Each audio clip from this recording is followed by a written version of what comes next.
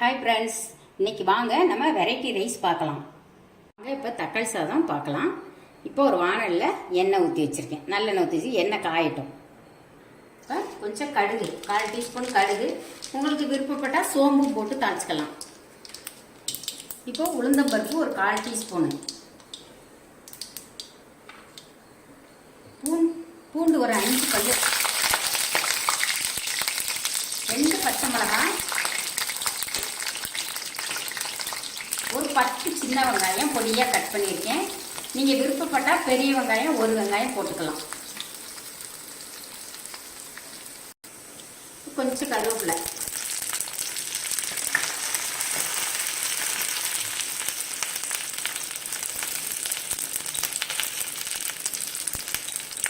ஒரு பிஞ்ச் மஞ்சத்தூள் போடணும். இது வந்து தக்காளி சாதனால தக்காளி கலர் தான் வரணும். இப்போ தக்காளியை கைத்தியே பிசைச்சு விட்டுருங்க.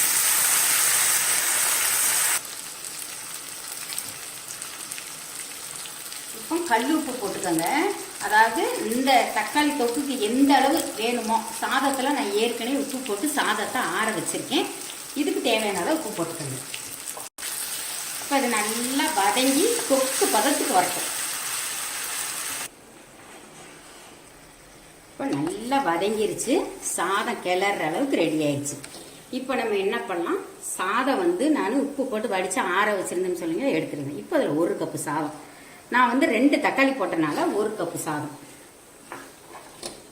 சாதம் ஆறி இருக்கணும், ரெண்டுமே சூடாக இருக்கக்கூடாது. ஏதாவது ஒன்று தான் சூடாக இருக்கணும். அப்போ தான் சாதம் வந்து நல்லா உதிரி உதிரியாக இருக்கும். இல்லைன்னா குழஞ்சி போயிடும். சாதம் அரிசி ஒன்று உடஞ்சி போயிடும்.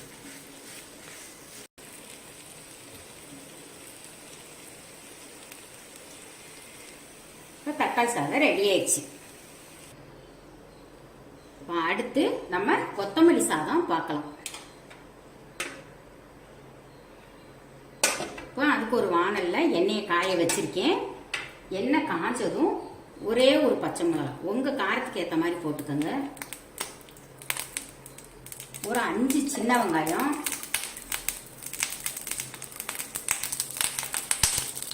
சின்ன துண்டு இஞ்சி, இதெல்லாம் நல்லா வதங்கட்டும். இப்போ கொத்தமல்லி ஒரு பிடிச்ச பிடி,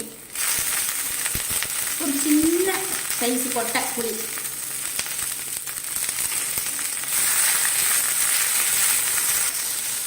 இப்போ அவ்வளோதான் வதங்கிருச்சு. இதை ஆற வச்சுட்டு அரைச்சிட்டு அதுக்கப்புறம் எப்படி செய்யலான்னு பார்க்கலாம். இப்போ ஒரு வானலில் 1 டீஸ்பூன் நெய் ஊற்றிக்கங்க. அதே மாதிரி ஆயில் 1 டீஸ்பூன்,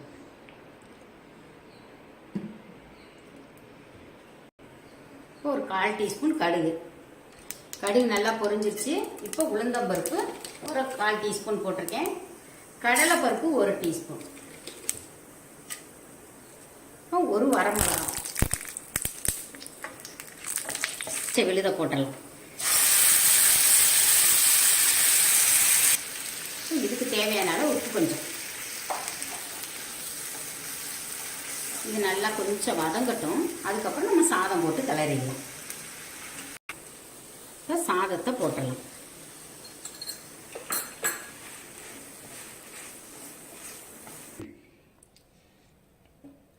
இப்போ கொஞ்சம் தேங்காய் எண்ணெய் ஊற்றிருக்கேன்.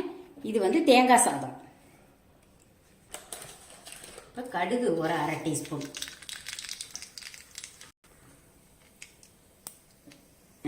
இப்போ உளுந்தம்பருப்பு ஒரு 1/2 டீஸ்பூன், கடலைப்பருப்பு ஒரு 1/2 டீஸ்பூன், இப்போ முந்திரி பருப்பு ஒரு 5 முந்திரி பருப்பு, ஒரு பச்சை மிளகாய், 2 வரமிளகாய், ஒரு கொத்து கருவேப்பிலை.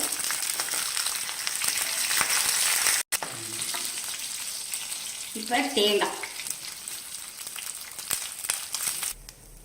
கொஞ்சம் தேவையான அளவு உப்பு,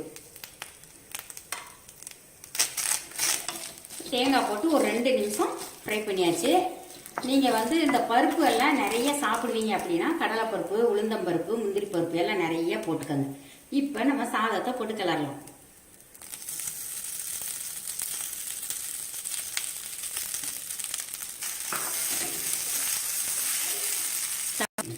இப்போ ரெடி ஆயிடுச்சு. ஸ்டவ்வும் ஆஃப் பண்ணியாச்சு. இப்போ இதே மாதிரி உங்கள் குழந்தைகளுக்கு டெய்லி ஒவ்வொரு லஞ்சு விதவிதமாக செஞ்சு கொடுங்க. பிடிச்சிருந்துச்சுன்னா உங்கள் ஃப்ரெண்ட்ஸ்க்கெல்லாம் ஷேர் பண்ணி விடுங்க. தேங்க்யூ.